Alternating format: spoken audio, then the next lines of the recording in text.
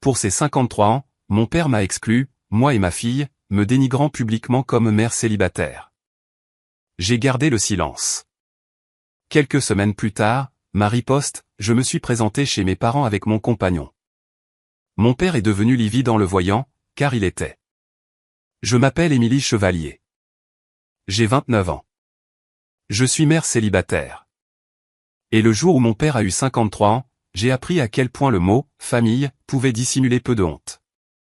J'étais dans ma cuisine, coupant des fraises pour ma fille de 5 ans quand mon téléphone s'est allumé avec une publication que tout le monde avait déjà vue. Mon père, Philippe Duval, avait mis en ligne des photos souriantes de son dîner d'anniversaire. Mon frère, Lucas, était là. Mes sœurs étaient là. Même des parents à qui il parlait à peine étaient présents. Je n'y étais pas.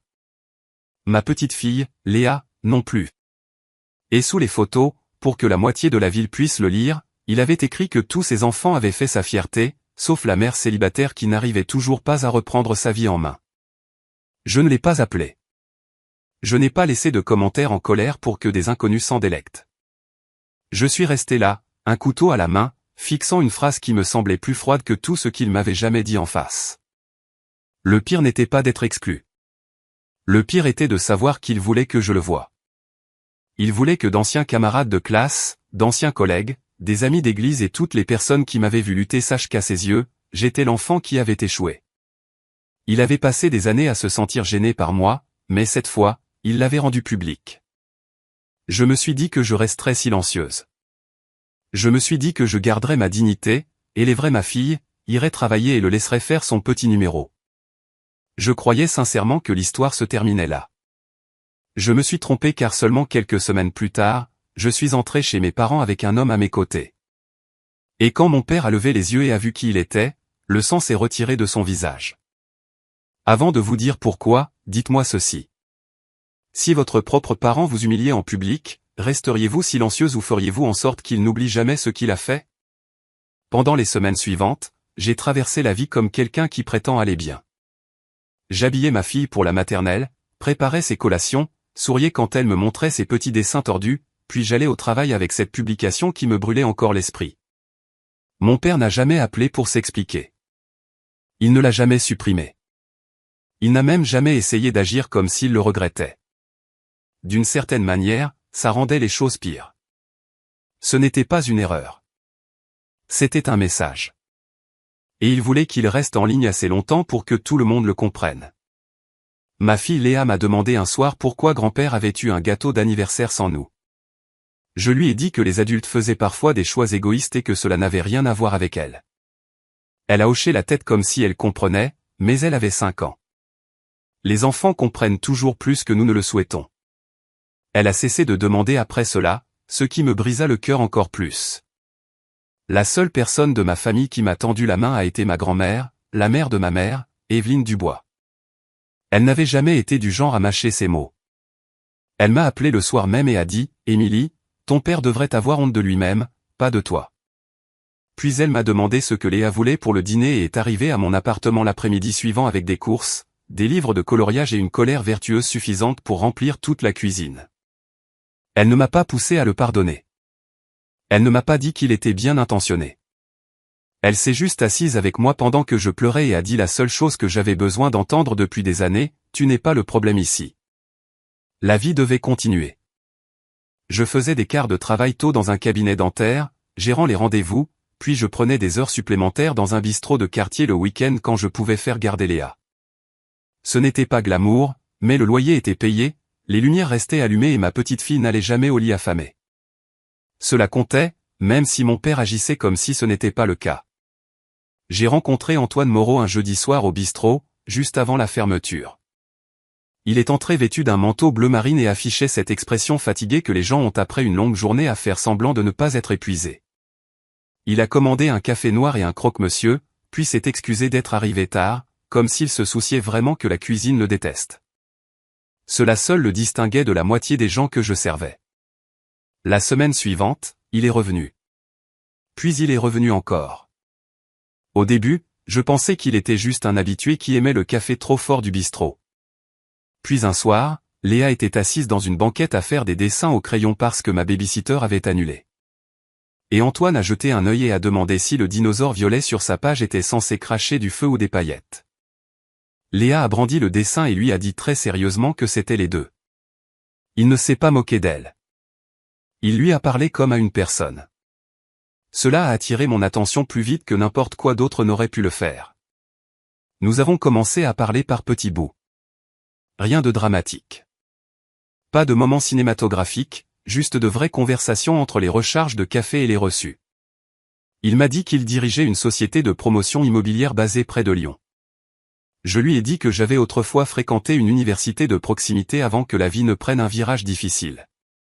Reniflement, il m'a posé des questions sur ma fille avant de me poser des questions sur mon passé. Il écoutait plus qu'il ne parlait. Et quand je lui ai finalement dit pourquoi j'avais l'air fatigué tout le temps, je ne parle pas de fatigue professionnelle, je parle de fatigue de l'âme, il ne m'a pas donné de pitié. Il m'a donné du respect. 3 mois plus tard, il n'était plus seulement l'homme qui venait prendre un café. C'était l'homme que Léa attendait à la fenêtre. L'homme qui arrivait avec des craies pour trottoir et se mettait réellement à genoux sur le pavé pour dessiner des châteaux avec elle. L'homme qui n'a jamais agi comme si Mémé exigeait d'ignorer le fait que je venais avec un enfant, de l'épuisement et un passé. Je ne lui ai pas tout dit sur mon père tout de suite, mais je lui en ai dit assez. Assez pour qu'il comprenne que certaines blessures ne saignent pas en public. Elles restent juste là et façonnent votre façon de traverser une pièce. Un dimanche après-midi, grand-mère Evelyne a appelé pendant qu'Antoine aidait Léa à construire une cabane en coussin dans mon salon. Sa voix avait ce petit accent mordant qu'elle prenait lorsque les potins et l'indignation se rencontraient. « Ton père a posé des questions sur toi, dit-elle. » J'ai failli rire. Il m'a ignoré pendant des semaines et maintenant il posait des questions sur quoi? Sur le fait de savoir si je voyais quelqu'un, si j'allais mieux. Si je vivais toujours dans cet appartement. J'ai regardé à travers la pièce Antoine tenant une couverture sur 2 chaises de salle à manger pendant que Léa criait qu'il s'y prenait mal. Puis grand-mère a baissé la voix et a dit, « Il y a un dîner de famille chez tes parents dans 2 semaines. Tout le monde sera là. » Après avoir raccroché, Antoine m'a regardé et a su que quelque chose avait changé. Il s'est assis à côté de moi sur le canapé et m'a demandé à quoi je pensais. Je lui ai dit que je pensais à chaque fois que mon père m'avait fait me sentir insignifiante. Chaque fois qu'il me regardait comme si j'étais l'exemple à ne pas suivre de la famille. Chaque fois que j'avalais la blessure et appelais cela la maturité. Antoine est resté silencieux un instant. Puis il a dit, peut-être que le silence a déjà fait tout ce qu'il pouvait faire. Je l'ai fixé. Léa riait à l'intérieur de la cabane en coussin comme si le monde n'avait jamais été cruel un seul jour de sa vie. Puis Antoine a demandé très calmement, veux-tu qu'ils continuent à croire qu'ils ont le droit de te définir, ou veux-tu qu'ils te voient entrer sans honte? Ce fut le moment où quelque chose en moi a changé. Pas parce que j'avais un homme à mes côtés. Mais parce que pour la première fois depuis longtemps, j'étais prête à arrêter d'agir comme si mon père avait le droit de décider qui j'étais. 2 semaines plus tard, un dimanche soir froid, je me tenais devant la maison de mes parents, ma main si fermement serrée autour des petits doigts de Léa qu'elle a fini par lever les yeux et me demander si j'étais nerveuse. Je lui ai dit que je réfléchissais. Ce n'était qu'à moitié vrai. Mon estomac était noué depuis que nous avions quitté mon appartement. Antoine s'est garé sur le trottoir devant la maison, a coupé le moteur et m'a regardé avec la même expression calme qu'il avait toujours quand il pouvait dire que je me frayais un chemin à travers quelque chose. Il ne m'a pas fait de discours. Il ne m'a pas dit d'être courageuse. Il a juste dit, si tu veux partir à un moment donné, nous partirons. Sans poser de questions. J'ai hoché la tête, pris une inspiration et regardé par la fenêtre d'entrée. Les lumières de la salle à manger brillaient. Je pouvais voir des gens bouger à l'intérieur, des verres à la main, ma mère allant d'une pièce à l'autre dans une de ses robes qu'elle portait quand elle voulait que tout le monde pense que la famille allait très bien. Mon frère, Lucas, était près de l'îlot de cuisine. Une de mes sœurs riait de quelque chose que je ne pouvais pas entendre. Pendant une seconde, j'ai eu l'envie de faire demi-tour, de remonter dans la voiture et de protéger le peu que j'avais réussi à construire. Puis je me suis souvenu de la publication d'anniversaire. Je me suis souvenu de ma petite fille demandant pourquoi grand-père avait eu un gâteau sans nous. Et j'ai ouvert la porte. La première personne à nous voir fut ma sœur cadette, Clara. Sa bouche est restée ouverte. La conversation autour d'elle a continué une seconde ou deux avant que les gens ne commencent à remarquer où elle regardait. Puis le bruit dans la pièce s'est estompé et a disparu. Au moment où je suis entré complètement dans l'entrée avec Léa à mes côtés et Antoine, juste derrière nous, toute la maison était devenue silencieuse. Ma mère fut la première à bouger. Son visage a changé rapidement. Surprise, confusion, calcul, puis un sourire éclatant qui est venu bien trop tard pour paraître réel. Émilie, sa voix s'est élevée d'un ton trop aigu. Tu es venue. Je l'ai regardée et j'ai dit, salut, maman. Bon dimanche. C'était la phrase la plus gentille et la plus neutre que je pouvais prononcer. Puis mon père s'est retourné depuis le salon. Philippe Duval avait toujours été un homme qui savait tenir une pièce. Même à la maison, il se tenait comme s'il était devant des clients, les épaules en arrière, un verre à la main, la voix prête. Mais la seconde où ses yeux se sont posés sur moi, puis sur Léa, puis sur Antoine, quelque chose en lui s'est arrêté. Le verre dans sa main s'est incliné juste assez pour que le liquide ambré se déverse sur ses doigts. Il ne semblait pas le remarquer. Pendant une étrange seconde, personne n'a rien dit. J'avais vu mon père en colère. Je l'avais vu dédaigneux, suffisant, déçu et froid. Je ne l'avais jamais vu avoir l'air effrayé. Ses yeux se sont fixés sur Antoine avec une reconnaissance si vive qui me disait que ce n'était pas un homme qu'il voyait pour la première fois. La couleur a fui son visage. Pas lentement, mais instantanément, comme si son corps l'avait trahi avant qu'il ne puisse se ressaisir. Antoine, à son crédit, est resté calme. Il a posé une main légère sur l'épaule de Léa et a fait un hochement de tête poli à mon père, comme si c'était une présentation ordinaire et non ce que c'était. Mon père s'est raclé la gorge. « Émilie, dit-il un peu trop vite. Je ne savais pas que tu venais. » J'ai failli en rire parce que, bien sûr, il ne le savait pas. C'était tout le but. J'ai jeté un coup d'œil autour de la pièce à mes frères et sœurs, à ma mère qui essayait de comprendre la situation, à ma grand-mère, Evelyne, assise dans son fauteuil près de la cheminée, l'air plus intéressé que choqué. Puis j'ai regardé mon père. Non, ai-je dit. J'ai compris cette partie. Léa, bien heureuse et inconsciente de l'humiliation adultée de la guerre sociale, lui a souri et a dit « Salut, papy ». J'ai mis mes chaussures à paillettes. Elle a levé un pied pour lui montrer. Un instant, son expression s'est fissurée, et j'ai pensé que la culpabilité avait peut-être enfin trouvé son chemin. Mais ensuite il a regardé Antoine à nouveau, et quelle que soit l'émotion présente, elle fut engloutie par quelque chose de beaucoup plus dur, l'anxiété, peut-être même la panique. Ma mère est intervenue rapidement, trop rapidement.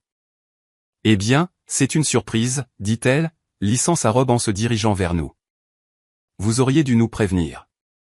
Nous aurions fait de la place à table. » Ma grand-mère a émis un son doux de l'autre côté de la pièce, qui ressemblait étrangement à un rire. Je pouvais sentir les yeux de tout le monde sur moi, attendant de voir si je ferais semblant que tout cela était normal. Je ne l'ai pas fait. Je me suis légèrement tourné et j'ai dit, « Antoine, voici ma famille. » Puis je les ai regardés et j'ai dit, « Et voici Antoine Moreau. » Le silence qui a suivi était différent du premier. Les sourcils de mon frère se sont levés. Clara a regardé d'Antoine à mon père si rapidement qu'il était évident qu'elle avait saisi la même chose que moi. Le sourire de ma mère a vacillé. Mais c'est mon père qui s'est trahi. Il a réellement reculé d'un pas. C'est là que j'ai su que cela n'avait rien à voir avec ma venue inopinée et tout à voir avec l'homme qui se tenait à mes côtés. Mon père savait exactement qui était Antoine. Et quelle que soit l'histoire qui les liait, elle était suffisamment grave pour effacer toute certitude suffisante de son visage devant sa propre famille. Mon père s'est remis plus vite que je ne l'avais imaginé. C'était l'une de ses qualités. Il pouvait prendre un mauvais moment, l'avaler tout entier et revenir en souriant comme s'il avait voulu que cela se produise ainsi depuis le début. En quelques secondes, la panique sur son visage avait disparu, remplacée par la version polie et charmante de lui-même qu'il utilisait pour ses clients, ses voisins et toute autre personne dont l'opinion pouvait lui être utile. Il a traversé la pièce et a tendu la main à Antoine. Antoine l'a prise. Le sourire de mon père semblait presque douloureux sur les bords. « Antoine Moreau », dit-il comme s'il testait le nom devant la pièce. Eh bien, c'est inattendu. Antoine lui a rendu la même expression calme et indéchiffrable. La vie est parfois ainsi. Ma mère est intervenue avant que le silence ne puisse s'installer à nouveau. Entrez tous. Nous étions juste sur le point de nous asseoir. Léa, ma chérie, tu es adorable. Clara, prends un autre couvert. En fait, prends en 3. C'était si rapide, si fluide. N'importe qui venant de l'extérieur aurait pensé que nous avions toujours été invités. Mais j'ai vu la vérité dans les détails. Mon père continuait de jeter des coups d'œil à Antoine quand il pensait que personne ne le remarquait. Ma mère souriait trop fort. Mon frère Lucas était devenu étrangement silencieux. Clara faisait semblant de ne pas fixer, et ma grand-mère, Evelyne, avait cette expression sur son visage qui signifiait qu'elle laissait les gens creuser leur propre tombe un peu plus profondément avant d'intervenir. Nous sommes passés dans la salle à manger. Quelqu'un a tiré des chaises. Ma mère s'est affairée autour de Léa et lui a apporté des serviettes supplémentaires comme si elle essayait d'effacer des mois de distance avec une pile de papier plié. Puis j'ai remarqué où mon père avait décidé qu'Antoine devrait s'asseoir. Pas près de moi. Pas près de Léa. Juste à côté de lui, bien sûr. J'ai pris la place en face d'eux et j'ai soulevé Léa sur la chaise à côté de la mienne. Antoine a croisé mon regard pendant une demi-seconde, juste assez pour me dire qu'il comprenait exactement ce qui se passait. Mon père s'est versé plus de whisky, puis a offert un verre à Antoine avec une main qui semblait plus stable maintenant. « Alors, Antoine, » dit mon père, se penchant en arrière comme s'ils étaient deux hommes appartenant au même monde. « Émilie nous dit que vous travaillez dans le développement. » Antoine a plié sa serviette sur ses genoux. « Je fais du commercial ou du résidentiel. Principalement des projets à usage mixte et résidentiel. Quelques projets de réaffectation adaptative aussi. » Mon père a hoché la tête lentement comme si tout cela était très intéressant et pas du tout la raison pour laquelle toute son humeur avait changé au cours des 5 dernières minutes. Le marché lyonnais, principalement la banlieue ouest. Villefranche-sur-Saône, Écully, des endroits où les chiffres ont encore du sens. Mon père a poussé un petit rire. Homme intelligent. J'ai failli baisser les yeux juste pour cacher ma colère. Le voilà. Pas de préoccupation, pas de regret, pas même d'embarras, mais de l'intérêt. C'est ce qui avait remplacé son mépris la seconde où il avait reconnu Antoine. Intérêt, calcul, faim. Ma mère a commencé à faire circuler les plats autour de la table, mais elle continuait de se tourner vers Antoine toutes les quelques secondes. « Et comment vous êtes-vous rencontrés tous les deux » demanda-t-elle, d'une voix assez douce pour me faire grincer des dents. « Au bistrot où je travaille le week-end » ai-je dit avant qu'Antoine ne puisse répondre. Quelque chose a vacillé sur son visage, juste une seconde. Pas de honte, plus comme de l'agacement que l'histoire soit moins glamour qu'elle n'aurait aimé, mais Antoine a souri. Le meilleur croque-monsieur du département du Rhône. Léa a rayonné. Il aime aussi la tarte. Mon père a ri plus fort que la blague ne le méritait. Eh bien, Émilie a toujours eu de bons instincts. Je l'ai regardé longuement. Il l'a dit comme si la publication Facebook n'avait jamais existé, comme s'il n'avait pas dit au monde que j'étais l'enfant qui le gênait, comme si ma vie était devenue acceptable à la minute où un homme à succès s'est assis à sa table. Clara a pris la parole doucement depuis le bout de la table. « Papa, je croyais que tu avais dit qu'Émilie était trop occupée pour passer ces temps-ci. » La pièce a changé d'ambiance. Ma mère a lancé à Clara un regard d'avertissement, mais ma grand-mère fut plus rapide. « Occupée, » dit Evelyne, est une façon de décrire le fait d'être publiquement humilié par son propre père. Personne n'a bougé. Mon père a posé son verre un peu trop fort. Mère, ce n'est pas le moment. Non, dit Evelyne calmement. C'est exactement le moment.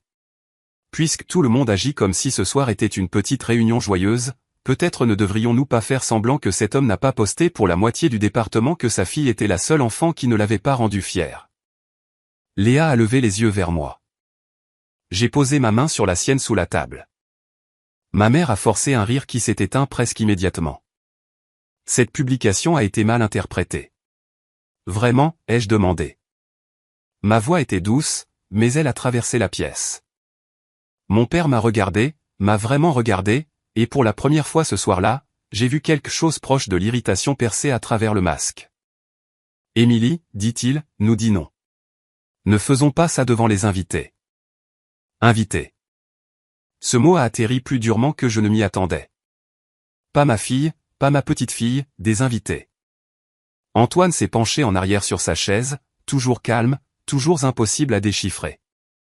Puis il a dit avec une politesse parfaite, « Je ne suis pas mal à l'aise, Philippe. Mais j'imagine qu'Émilie l'est depuis longtemps. » Personne n'a dit un mot après cela. Le reste du dîner s'est éternisé comme une tempête qui refusait d'éclater. Mon père continuait d'essayer de ramener la conversation aux affaires. Zonage, valeurs foncières, coûts d'approvisionnement, taux d'intérêt, tout ce qui replaçait Antoine dans une catégorie qu'il savait gérer. Ma mère continuait d'essayer de colmater chaque fissure avec une fausse chaleur. Mes frères et sœurs regardaient principalement leurs assiettes, et tout ce à quoi je pouvais penser était la rapidité avec laquelle mon père était passé de la honte à la stratégie. Il n'essayait pas de réparer ce qu'il avait cassé. Il essayait de déterminer à quel point Antoine pourrait lui être utile.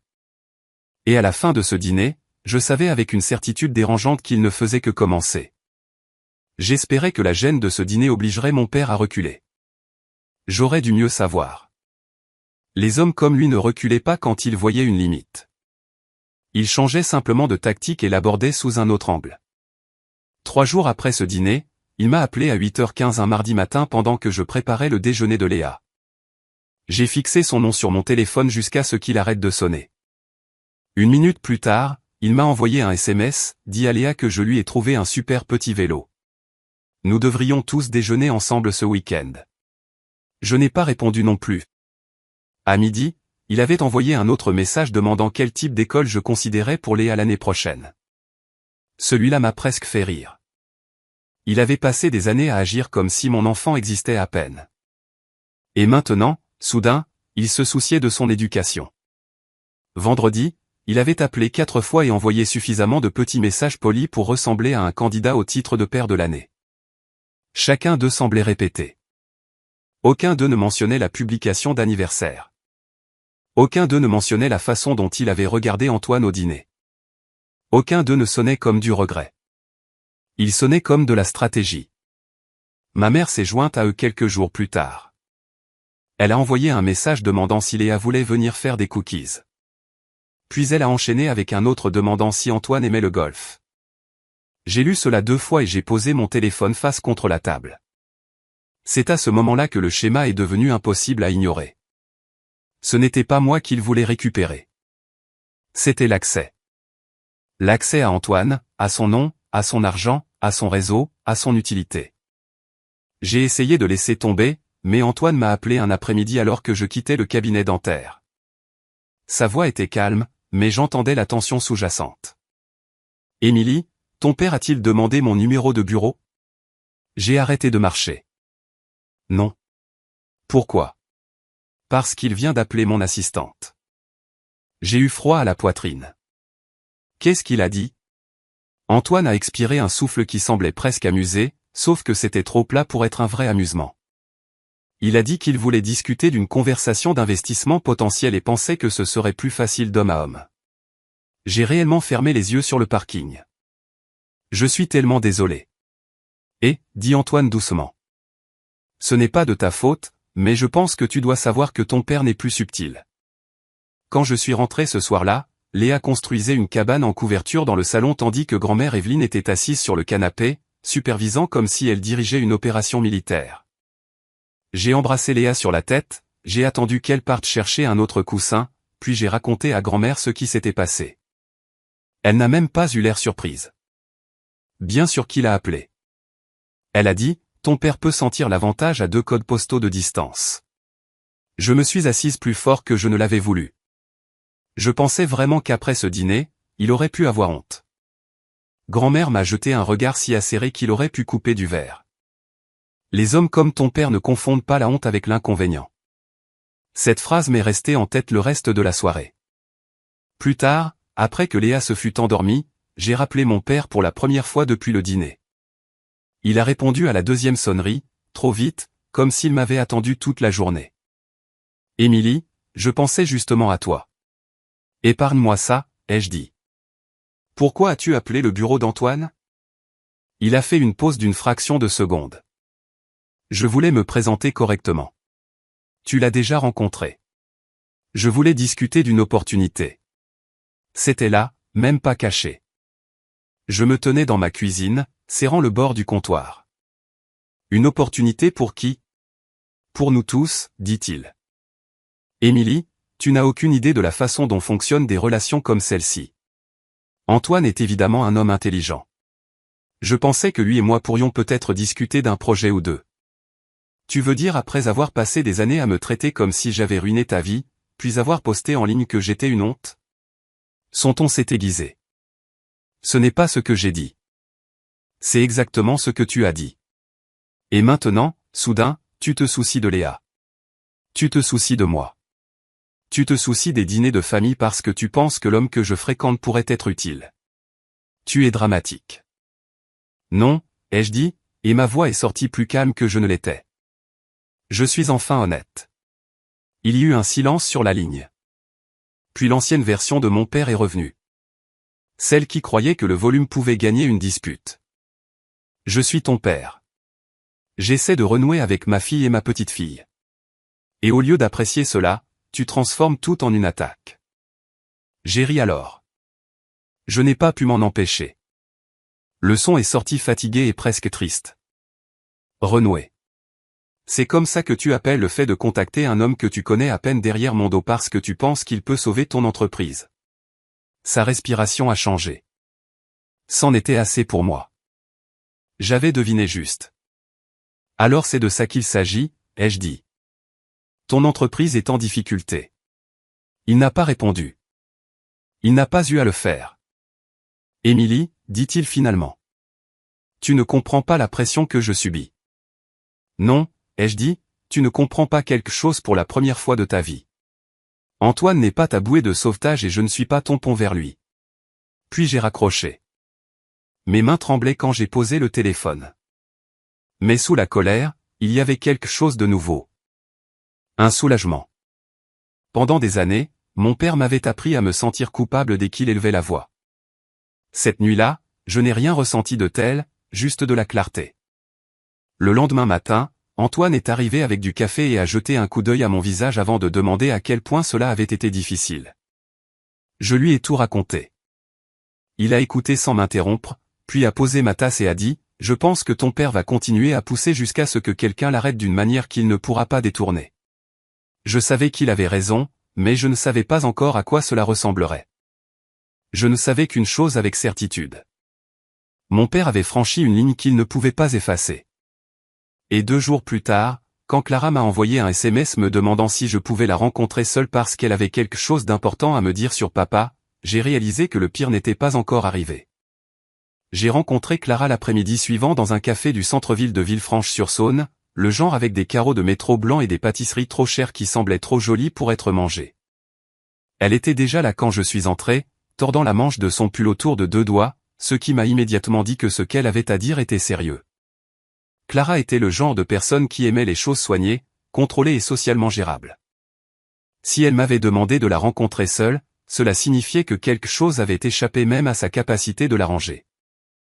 Je me suis assise en face d'elle et n'ai pas perdu de temps. « Qu'est-ce que papa a fait maintenant ?»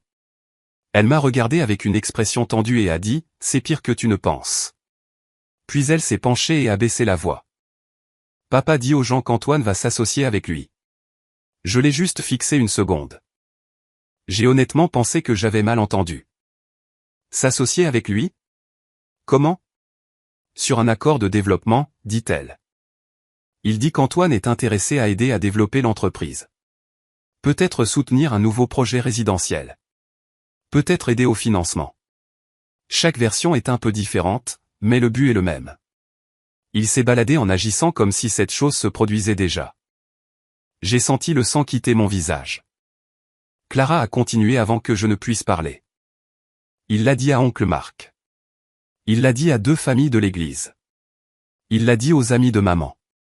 Et hier soir, je l'ai entendu au téléphone dire à quelqu'un qu'une fois la fête de fiançailles passée, tout le monde verrait que la famille est dans une position très solide. Je me suis lentement calé en arrière, essayant d'absorber l'ampleur de la chose. Il ne courait plus seulement après Antoine. Il se construisait un faux avenir à partir de ma relation et le distribuait comme si c'était déjà réel. Clara avait l'air misérable. Je ne l'aurais pas cru si je ne l'avais pas entendu moi-même. Maman lui dit de ralentir, mais elle ne l'arrête pas non plus. Elle est plus préoccupée par l'embarras que ce sera s'il se trompe que par la folie de toute cette affaire. Cela sonnait douloureusement juste. J'ai demandé à Clara pourquoi elle me le disait maintenant, et elle a fait un petit rire sans humour. Parce qu'il veut faire une sorte d'annonce à ma fête de fiançailles le week-end prochain. Mon estomac s'est tordu. Quel genre d'annonce? Elle a dégluti. Je ne sais pas exactement, mais je l'ai entendu dire quelque chose à propos de finalement partager de bonnes nouvelles avec la famille et un nouveau chapitre pour l'entreprise. Émilie, il prévoit d'utiliser ma fête pour faire croire qu'Antoine le soutient. Je l'ai regardé un long moment. Et tu es d'accord avec ça?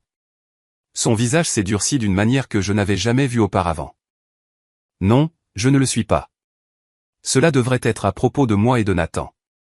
Je ne vais pas laisser papa le transformer en un spectacle de plus.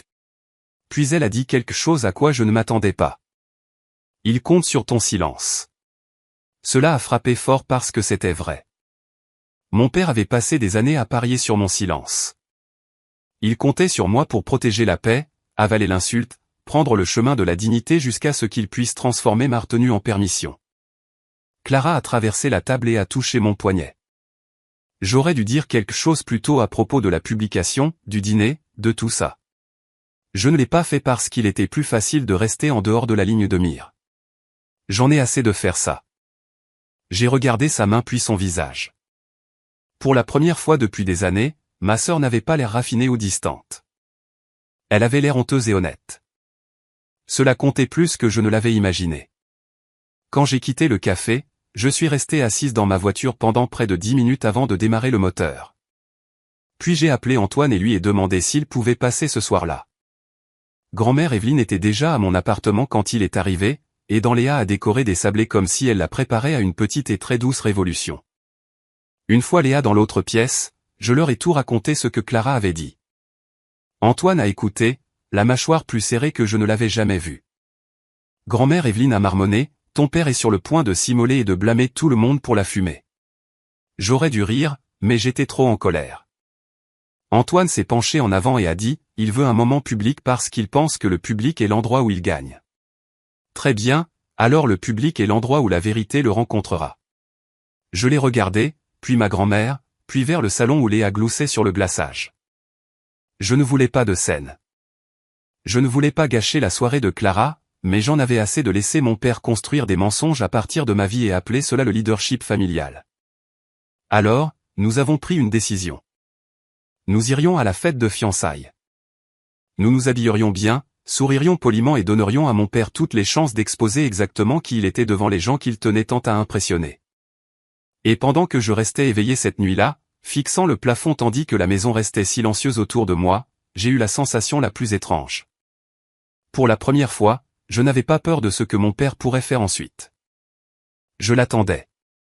La fête de fiançailles de Clara s'est tenue dans un club de golf et de loisirs de la banlieue ouest, rempli de parquets polis, de fleurs blanches et exactement du genre de foule que mon père aimait impressionner. Je suis arrivé avec Antoine et Léa juste après le coucher du soleil. Clara était magnifique. Nathan avait l'air nerveux. Et mon père avait l'air bien trop satisfait de lui-même.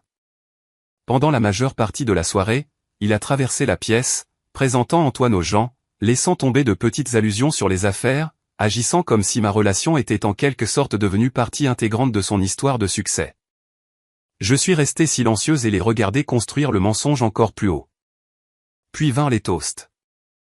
Nathan a parlé. Clara a parlé et juste quand je pensais que mon père pourrait la laisser profiter de sa soirée, il a pris le microphone et a annoncé qu'Antoine explorait un partenariat avec son entreprise et que notre famille entrait dans un nouveau chapitre solide. Quelques personnes ont applaudi. Puis Antoine s'est levé, a tendu la main vers le microphone et a dit calmement, « Je dois corriger cela. » La pièce est devenue silencieuse. Il a dit qu'il n'y avait aucun partenariat, aucun investissement, aucun accord d'aucune sorte. Il a dit que mon père avait contacté son bureau et agi comme si le fait de me fréquenter lui donnait accès aux affaires, et que ce n'était pas le cas. Mon père a essayé de l'arrêter, mais j'ai fait un pas en avant qu'il ne puisse reprendre le contrôle. J'ai dit à l'Assemblée que c'était le même homme qui avait posté en ligne que tous ses enfants faisaient sa fierté, sauf sa fille célibataire. J'ai dit qu'il nous avait exclus, moi et Léa, m'avait humilié en public, puis avait soudainement décidé que la famille comptait une fois qu'il pensait qu'Antoine pourrait lui être utile. Je lui ai dit que j'en avais assez de le laisser transformer ma vie en partie de son image. Personne ne l'a défendu. Ma mère avait l'air secouée. Mon frère fixait le sol. Grand-mère Evelyne était assise tranquillement comme si elle avait attendu des années que la vérité éclate enfin. Puis Clara s'est approchée, a pris le microphone des mains de mon père et a dit que sa fête ne concernait pas les affaires, les apparences ou l'utilisation de sa sœur à nouveau. Émilie a dit la vérité, dit-elle. Ce fut le moment où il a perdu l'assemblée. L'homme qu'il avait essayé d'impressionner s'est éloigné. Le sourire a quitté son visage. Il avait l'air plus petit que je ne l'avais jamais vu. J'ai serré Clara dans mes bras, pris la main de Léa et suis parti avec Antoine et grand-mère Evelyne. Les conséquences ont été rapides. Un contact d'affaires s'est éloigné de mon père. Ma mère a déménagé 2 semaines plus tard. Clara a cessé de répondre à ses appels. Plus tard, il m'a envoyé une lettre. Pas d'excuses, juste la vérité. Il a admis qu'il se souciait plus de la façon dont ma vie le reflétait que de ce que j'avais réellement vécu. Il a admis avoir traité Léa comme un inconvénient au lieu d'une bénédiction. Je ne l'ai pas pardonné du jour au lendemain. Les vrais dommages ne guérissent pas ainsi. Mais avec le temps, il a changé. Il a commencé une thérapie. Il s'est excusé auprès de Clara. Il a cessé d'essayer d'utiliser les gens et a commencé à faire face au désordre qu'il avait créé. Quand j'ai finalement accepté de le rencontrer, je lui ai clairement dit qu'il n'utiliserait plus jamais moi, ma fille, ou n'importe quel homme de ma vie comme élément de sa réputation. S'il faisait un jour en sorte que Léa se sente insignifiante, cette porte se fermerait pour toujours. Il a dit qu'il comprenait. Cette fois, je l'ai cru. Je n'ai pas eu une fin parfaite. Ce que j'ai eu était quelque chose de mieux. J'ai eu la vérité. J'ai eu des limites. J'ai eu la leçon que j'aurais aimé apprendre des années plus tôt. Une femme ne devient pas moins digne parce qu'elle élève un enfant seul. Une famille n'est pas respectable parce qu'elle a bonne allure en public. Elle est respectable quand l'amour en son sein vient sans condition. Certaines personnes ne vous valorisent que lorsqu'elles pensent que vous améliorez leur image. Laissez-les rester aveugles. Votre valeur n'a jamais résidé dans leur approbation. Elle résidait dans la vie que vous continuiez à construire, l'enfant que vous continuiez à aimer, et la dignité que vous refusiez d'abandonner.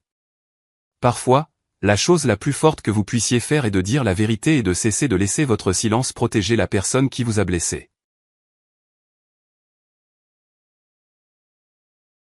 Okay, let's keep going, shall we? You said you don't think I have to for the train station? Okay. Yeah, I wonder, like, maybe there's not a stop there. Maybe there's not a place that, like, you can board a train or get off a train at Braca Station. But, yeah, it's very, very interesting indeed that I can't, like, choose Braca Station as like, a destination.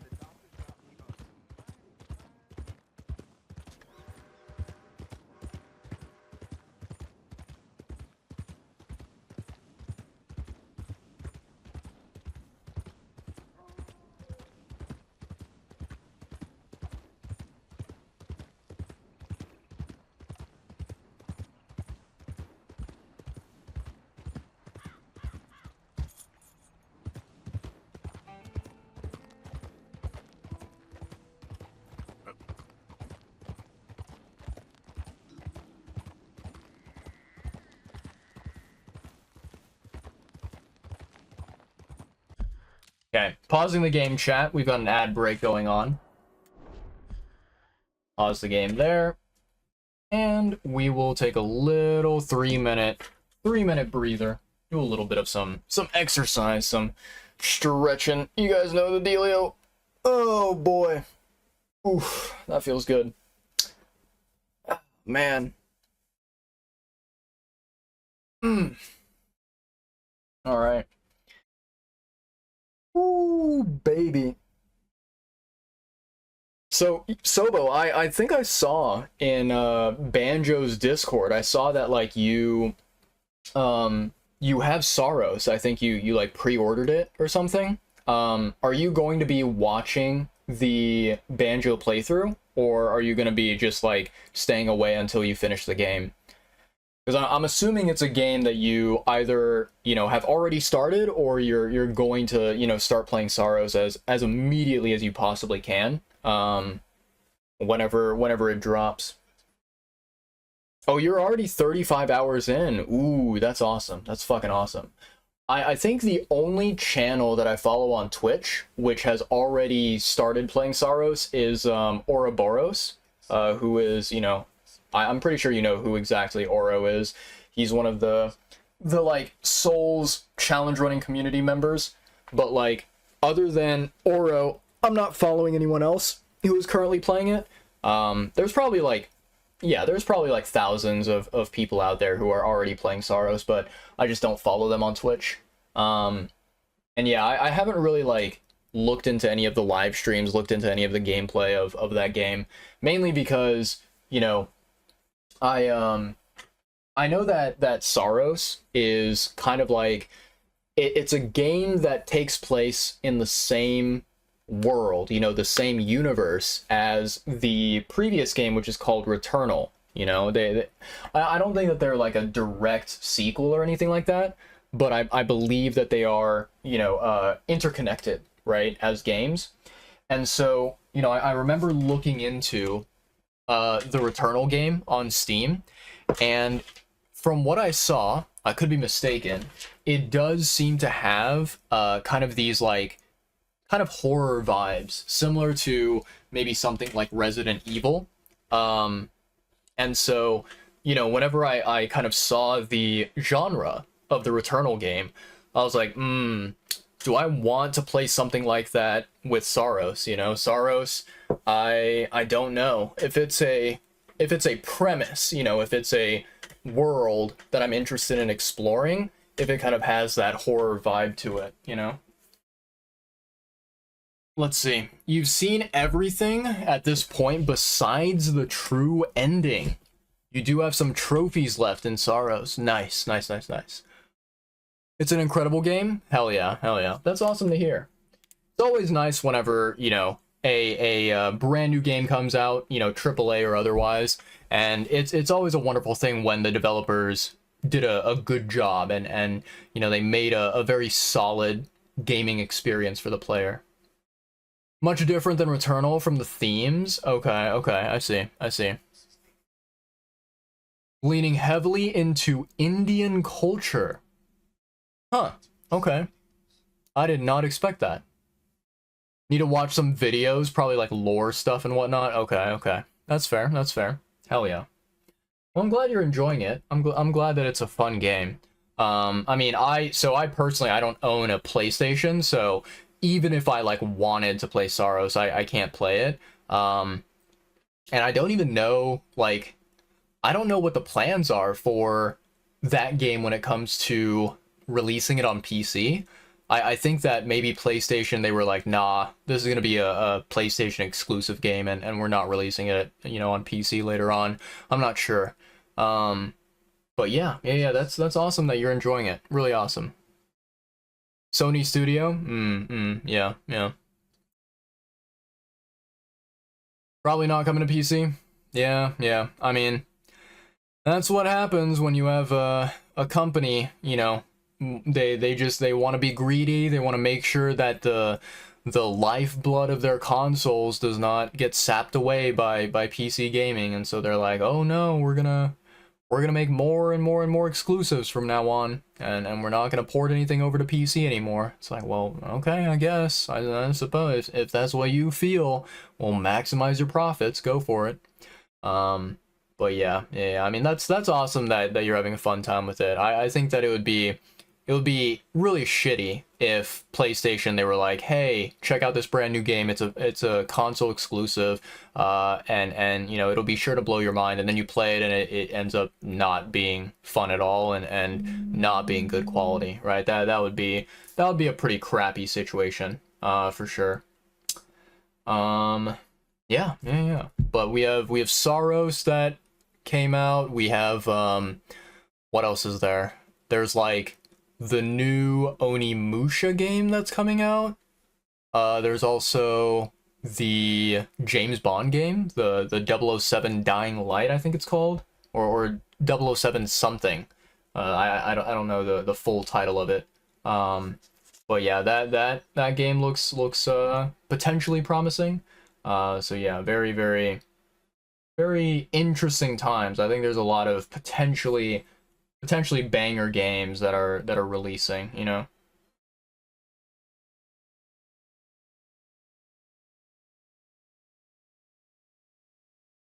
Okay.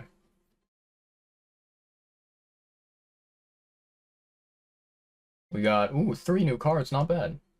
3 new cards, I'll take it.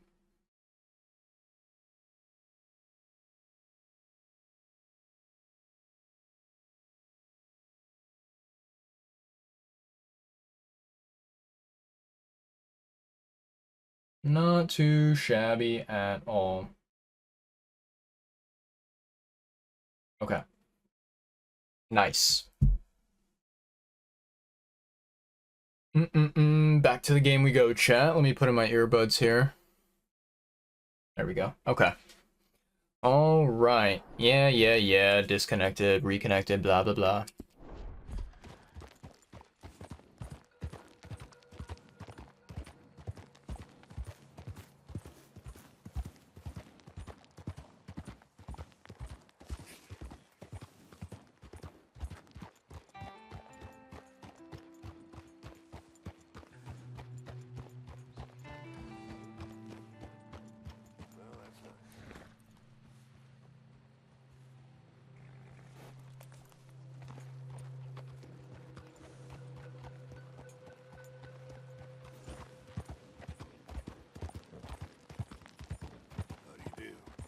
Howdy, howdy. Damn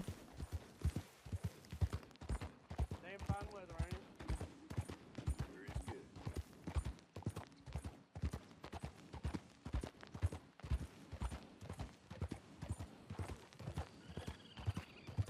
Hell, they got the wrong man.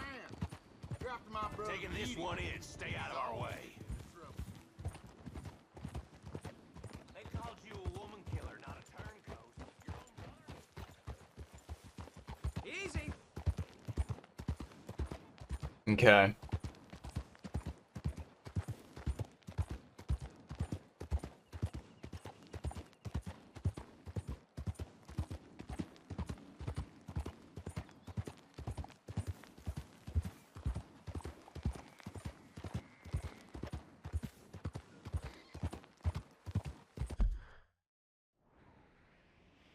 We're making some pretty good progress.